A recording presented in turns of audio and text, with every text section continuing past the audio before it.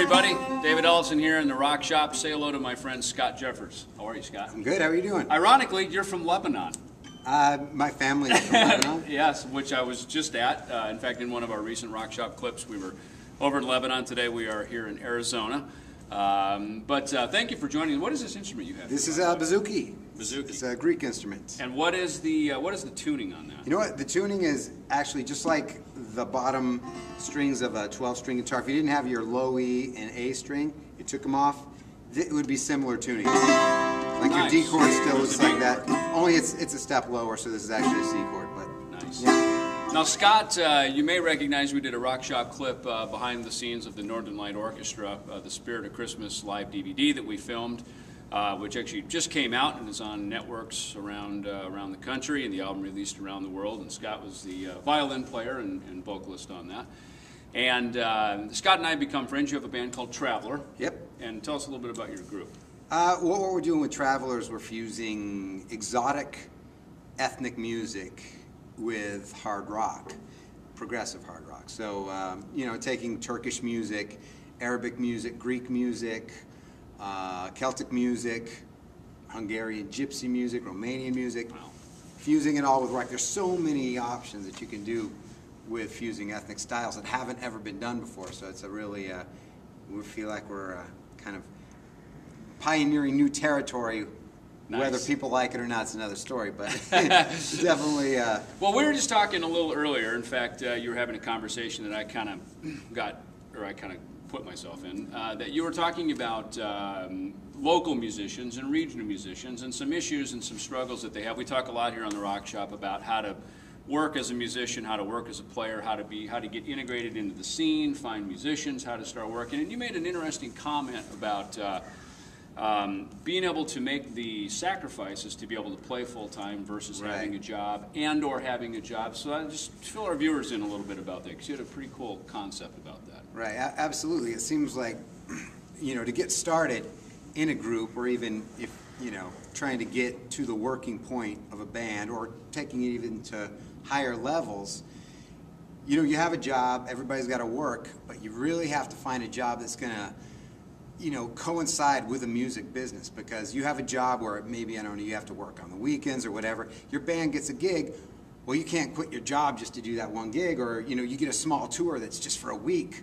You know, you need to do that tour if you want to get to the next step. You know, these are all things you have to do, but, you know, most people are going to be like, well, I can't leave my job. They're not going to let me off for a week. Sure. And this is a problem. So What do you do about that? I mean, you've been successful, because Traveler goes all over North yeah. America, and you do. we your end up thing. getting a lot of different musicians to fill in. Even when we travel, some of the musicians we use locally are not the same musicians we use on the road, but Right. for that reason.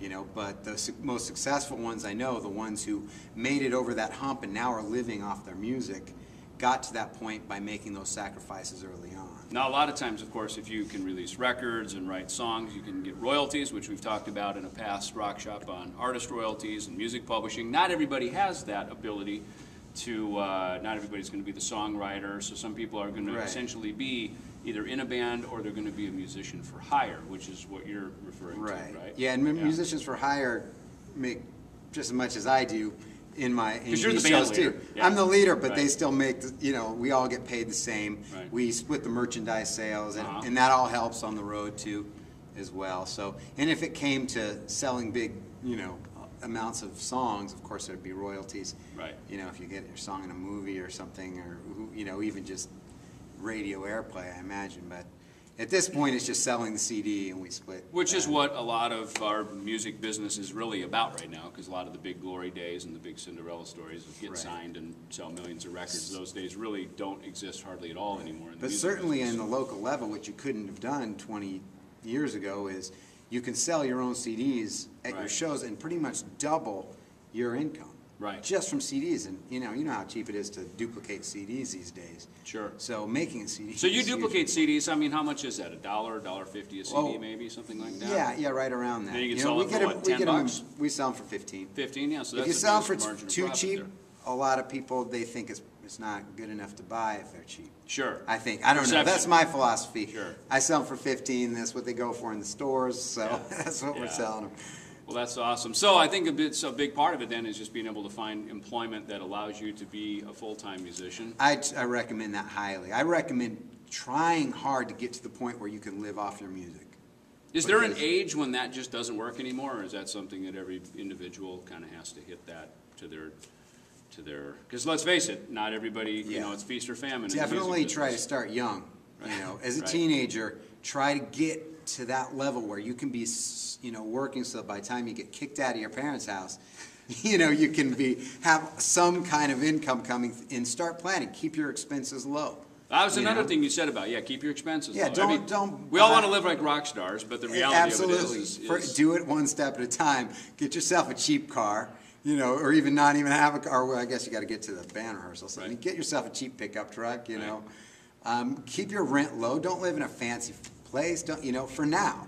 You know, those stuff may come later. Right. But what's more important, the music or a fancy television right now? You know, it's got to be the music. That's awesome. Well, Scott, man, thank you so much. And how about any website for the viewers for Traveler where they can? You can check the MySpace, myspace.com/travelerworldmusic. Cool. And then, of course, Northern Light Orchestra that Scott and I did together is myspace.com/Northern Light Orchestra. So, all right, well, I'm going to walk out. Why don't you play some stuff for the viewers? Right. All right, thanks for stopping by the Rock Shop. See ya.